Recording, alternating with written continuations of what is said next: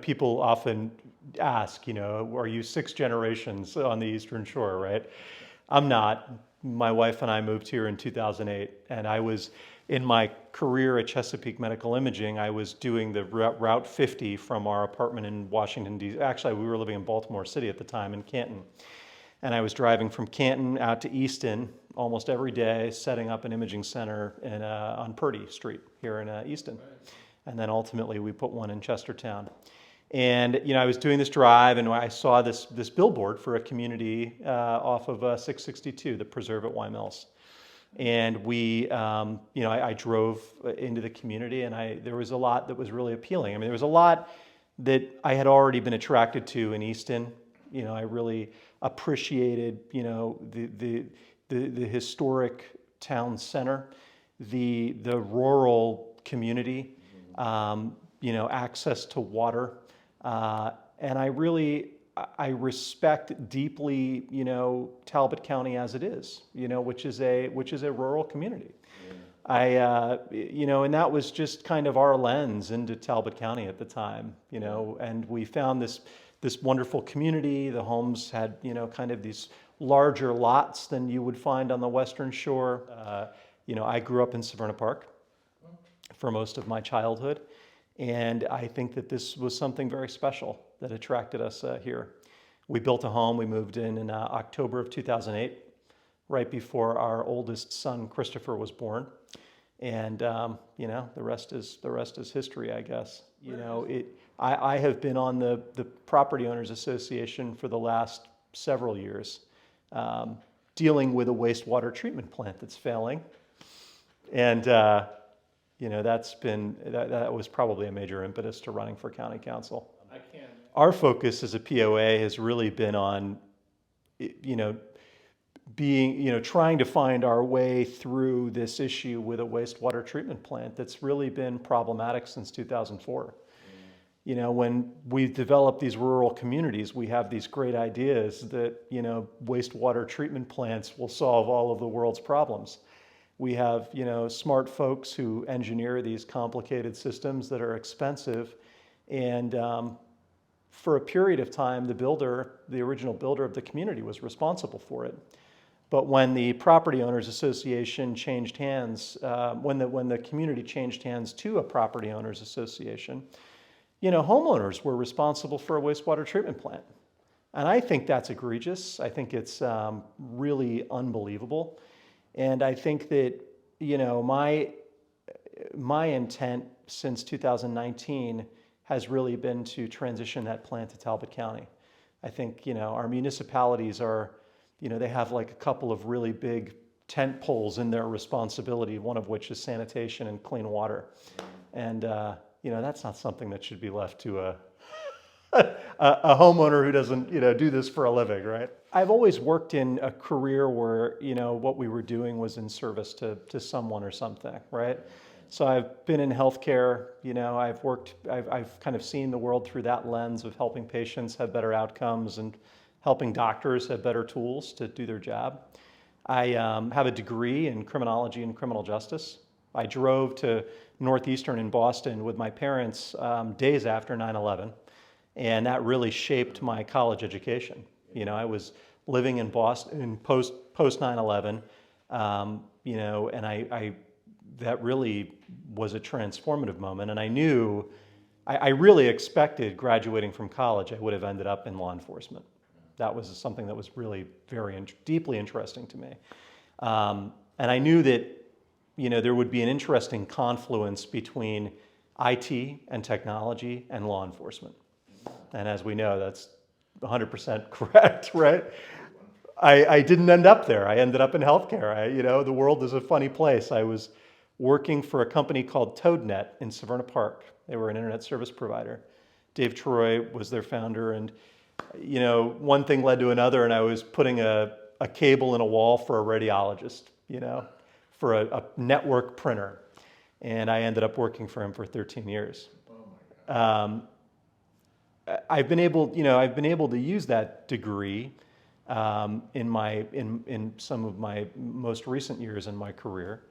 But I didn't, I never had, and I never intended to end up in politics. I'm not, I am not somebody who's comfortable with partisan politics. I like, I find community, politics, community issues important.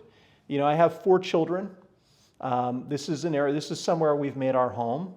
And I think that these issues are, there should be people who have knowledge that can affect these issues and, in a positive way. And I think those people should step up, when they can. I participated in an interview process for the Central Committee, for the Democratic Central Committee. Gosh, I couldn't even tell you when it was, but it was several months ago, maybe a year ago. There was a vacancy, and so I interviewed and was accepted onto the Central Committee. And it was interesting to me. I think there were two kind of tipping points, if you will. One was seeing what was happening with the Lakeside Trap community. I think, my experience with a shared sanitation facility has not been positive with 53 homes. That is a community of much greater scale with the potential for much greater impact if those systems don't work. And I have become, to some extent, I've become knowledgeable on wastewater treatment in my experiences over the last several years. And I think that knowledge is important to have on our county council. I think it's an important issue. I think that as we look to expand Talbot County and as we look to engage in development, we need to be very aware of the issues that come with that. And I'm not opposed to development. I think all things require development and refining over time, and we certainly have a need for that here in Talbot County. But we need to be conscientious of everything around us when we do that. So that was one major tipping point. And then I think on being involved in the Central Committee, when I leaned in, there was kind of an absence of people leaning in to run for this role.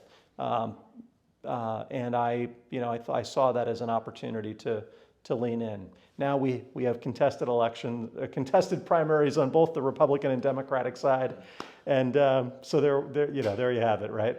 Since you brought up TRAP, I feel comfortable talking about it. Given your own experience with it, what's your assessment of not only the process that took place in TRAP, but where we are with the solution at this point? I think the fact that we're all just a little bit unclear as to the process that took place is indicative of an issue in its own right. I think that there are a lot of smart folks who look at that process we went through to get where we are today with TRAP and can't quite put all of the pins in the map as it is, in terms of what happened and how we ended up here. I think that I think we have a responsibility to this community to ensure that when we are going to engage in that level of development, that we're doing so in a conscientious way. And I think that, for whatever reason, there was new information, brought to the table that would, indicate that this may not be the best way to proceed. And I think we really have a responsibility to do our due diligence. It feels like things are happening very quickly, and we're not inserting the pause, as I like to say. Yeah. And I think that's important. Yeah. I mean, it's, the other interesting, data point, outside of just the wastewater treatment is that the development of 2,200 plus homes in a community like ours is not insignificant. It places great demand on public safety, places great demand on infrastructure, it places significant demand on our public schools, and maybe I'm uninformed, but in my conversations with people in the public schools and in public safety and, from an infrastructure perspective, we didn't ask a lot of questions of those folks in terms of how they would address 2,200 new families living in Talbot County. It also creates more development demand, because when you bring 2,200 homes into a community, that community is going to require a gas station and a convenience store and a grocery store. And it's not in the town center where those resources are today. It's not like on the periphery of Easton. It's a bit further out. So I think, it seems that not only were we perhaps a bit short-sighted in approving this initiative, but it also seems perhaps we were short-sighted in asking those key stakeholders in our community how they were what they would need to respond to that level of development that's going to occur. Yeah, I mean, it's a great question. Look, I have 4 kids in the public school system. I'll be completely transparent and share that my wife is on the school board, which I think is interesting in its own right. We are invested in this community. I think that there is, a lot of knowledge that I think I can uniquely bring to this role, specific to wastewater treatment, but also to broadband and infrastructure. I've spent my career in technology. I know what it means to buy fiber and broadband and bring it into rural communities. I did that 13 years ago when we built medical practices on the shore to facilitate teleradiology. I spent 13 years in healthcare and understand what it means to attract and retain medical professionals in rural communities so that we can have access to great healthcare where we are. I think there is, and I've also been a small business owner, and I've worked for very large corporations. So I understand both sides of the scale, the bureaucracy, entrepreneurialism. I think as a package, I deliver a lot to a potential county council member. And I think that is very competitive when looking at and considering, the folks that are currently running. And these priorities that I have, I don't think are partisan issues, right? I think that, first and foremost, wastewater treatment is important. The development of Talbot County is important, but we have to do all of that through a lens of clean water and how we protect, this community that we all love. And I think there is an amount of knowledge that I have on that particular topic that I don't think any of the other, candidates who are running have, quite frankly. Practical experience with running a wastewater treatment plant. Knowing what it's like to, pick up the phone and engage in an engineering discussion to repair a wastewater treatment plant. Contracting wastewater treatment operators. Managing a discharge permit. Nobody else has that knowledge or experience. So I think that's interesting. I think that, broadband, I think through COVID, we all understand the importance of broadband, not just in our homes, but in our businesses and in our community. And we are doing really good work to ensure that we can reach our community with broadband and internet connectivity. We need a council that is, continues to carry that torch forward. And I think that based on my kind of experiences in my career, I'm uniquely positioned to do that and really want to help with that. I think that we need to go further than broadband, though, in this community. Digital services for our community that are offered by our government are incredibly valuable and give us an opportunity to, generate non-traditional revenues for the county. We are facing a funding crisis. Inflation isn't making it any easier. How can we bring other revenues into this county? Perhaps there's an opportunity for digital services to help with that. What does digital services mean? Yeah, so when I'm, if I get a parking ticket, right, which nobody likes to get, how can I pay that efficiently? How do we get access to that revenue faster as a county? If I need to pay my tax bill, where can I go to do that efficiently? How do I engage with my government digitally? If I want to get a copy of the comprehensive plan, where can I go get that, search it, and understand it in a way that's approachable. Right now, the comprehensive plan on our government website is broken up into like 37 PDF files, and that's just not approachable. It's not easy to use. It's not accessible. It's not available for people who are vision or hearing impaired. So there's a lot of work we can do as a local government to make those services more available and accessible. And I think that that's really important work, and gives us definitely gives us an opportunity to drive some of those non-traditional revenues into our government. And that's what I do in my day job. I work with federal government agencies to help them, achieve success in those areas. Public schools are really important, but I would say that, I have 4 children who are in the public school system here in Talbot County. I think that, my kids have received a tremendous education by the educators in this public school system. We have a child with an IEP that has overcome major challenges as a result of the hard work of these teachers in this county.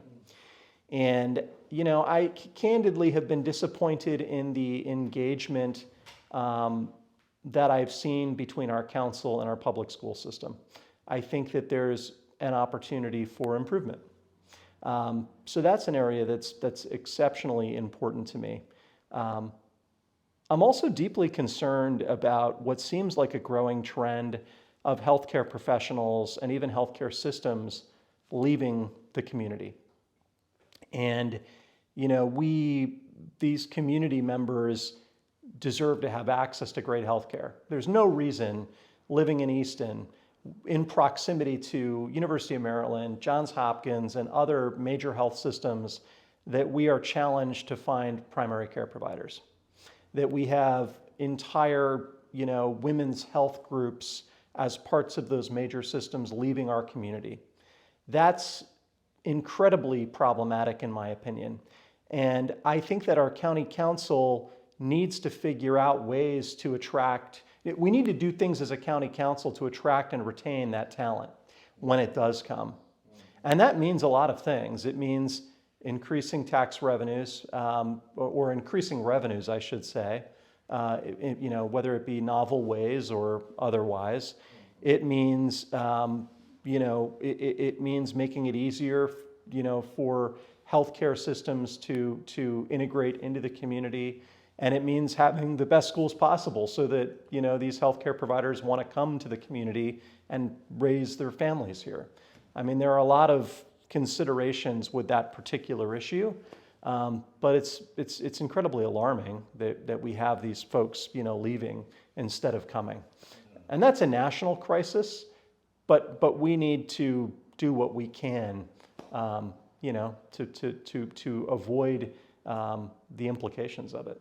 I mean, I think, the big topic with our school system is around, one of the major discussion points is around masks and a parent's right to, send their child to school with or without a mask. I think it's really important that our community sits down and understands and engages with the school system, understands what the school system does and doesn't do, understands what our school boards are empowered to do and not do. We have a problem in this community of, amongst certain people, they don't understand what the school board can in fact do. The school board, and I've watched every school board meeting for the past 4 years in support of my wife and in support of Talbot County Public Schools. And I can tell you that our Board of Education did not vote to put masks on children. That did not happen. The state of Maryland put in place policy to mask children and told us when that could stop. And so people really need to take a minute and educate themselves on that. Our school board is built such that it can support and drive, and I'm not an expert in this at all by any stretch of the imagination, but the school board does not have the function that the public perceives it to. I guess we'll leave it at that. Yeah. I am very interested in getting involved because I value Talbot County as it is. And I am very interested in helping to protect that and make sure that it, you know, it remains a place that we can all love and enjoy. You know, the areas that I am interested in supporting are not partisan issues. It's ensuring that we have clean water. It's ensuring that we have great schools. It's, you know, ensuring that we have access to health care. It's ensuring that we have access to the resources that we need to be successful as, you know, employees of companies and children in schools with broadband and infrastructure. And it's making sure that we, at the end of the day, can provide those services and have the financial resources as a local government to do so. I mean, those are just fundamental and foundational issues that we need to be successful with. And I think as a candidate, you know, I bring a lot of unique perspective and, you know, experience in my career and both personally and professionally to drive those issues forward and to be an advocate for this county. Thank you so much. Thank you.